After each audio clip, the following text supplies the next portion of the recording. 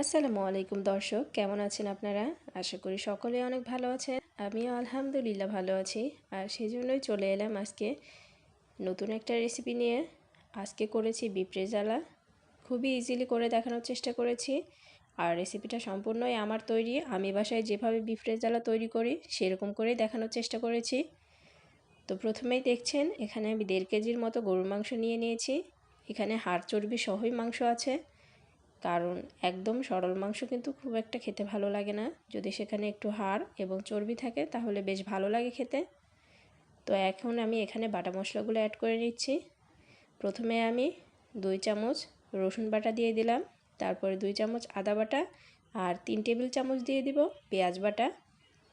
আপনারা জানেন রেজালাতে কাঁচা পেঁয়াজ মানে কুচি পেঁয়াজ দিতে হয় না, সবসময় বাটা মশলা এবং বাটা জিনিসগুলোই ইউজ করতে হয়। আর এখানে আমি দিয়ে দিলাম 5 থেকে 6টা কাঠবাদাম পেস্ট করে নিয়েছি সেটাই। আর এখানে আমি গরম মশলাটাকে পেস্ট করে নিয়েছি, মানে যে গরম মশলাটা আপনারা ইউজ করতে চান সেটাকে পেস্ট করে ইউজ করবেন, তাহলে কিন্তু খেতে ভালো লাগবে রেজালাতে। আর এখানে 1 কাপের মতো দিয়ে দিলাম পেঁয়াজ বেরেস্তা, আর 5 টেবিল চামচের মতো টক দই দিয়ে দিলাম। এলাচ দিয়ে দিচ্ছি, কালো এলাচ একটা দিচ্ছি আর 2টা দারচিনি দিচ্ছি। দারচিনিটা আমি পেস্ট করে দিচ্ছি না, কারণ এটার ঘ্রাণ আরও বেশি হয়ে যাবে এই জন্যই। আর স্বাদ মতো লবণটাকে দিয়ে দিলাম এখানে লাল মরিচের গুঁড়া। রেজালা কিন্তু একটু ঝাল টাইপের হয়, আপনারা যদি চান তাহলে ঝালটাকে আরও কমিয়ে দিতে পারেন। এখানে দিয়ে দিলাম ধনিয়া গুঁড়া 1 টেবিল চামচ আর জিরা গুঁড়া দিয়ে দিলাম 1 টেবিল চামচ। সাথে দিয়ে দিলাম 1 কাপের মতো তেল।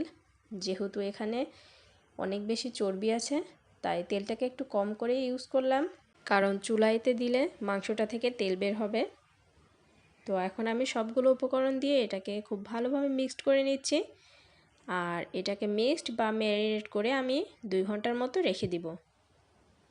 আর 2 ঘন্টা রাখার পরে আমি এটাকে চুলাতে দিব। আর এটার ফলে এই মাংসটা অনেক বেশি জুসি হবে আর খুবই সফট হবে, খুব তাড়াতাড়ি সেদ্ধ হয়ে যাবে। তো 2 ঘন্টা পরে আমি এটাকে চুলার উপরে দিয়ে দিলাম। এখন আমি মাংসটাকে কষিয়ে নিব। আমি মাংসটাকে ঢাকনা দিয়ে ঢেকে ঢেকে কষিয়ে নিব। 3 থেকে 4 মিনিট পর পর এটাকে উঠিয়ে আবার নাড়াচাড়া করে দিব। তো আমি এখন মাংসটাকে ঢাকনা দিয়ে ঢেকে দিলাম আর 10 মিনিট পরে দেখাবো।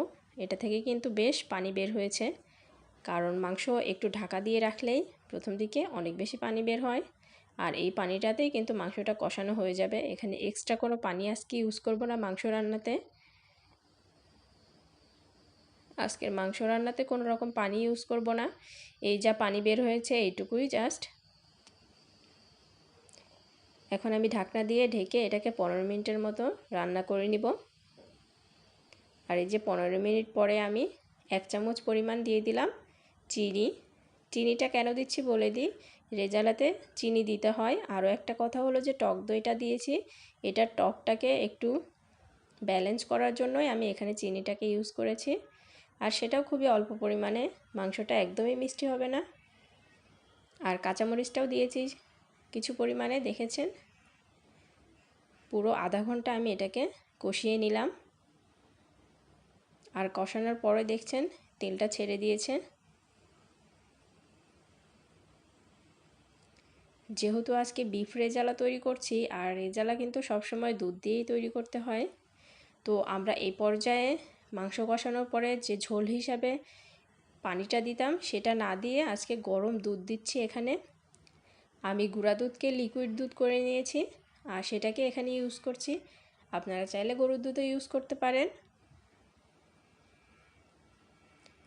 এখন আমি ভালোভাবে মিক্সড করে দিয়ে এটাকে আরও আধা ঘন্টার মতো রান্না করে নিব।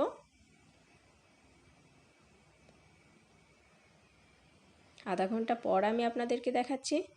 দেখেছেন মাংসর কালারটা চেঞ্জ হয়ে গেছে আর এটা সেদ্ধ হয়ে গেছে। এই তো আজকের আমাদের একদম পারফেক্ট বিফ রেজালা তৈরি হয়ে গেছে।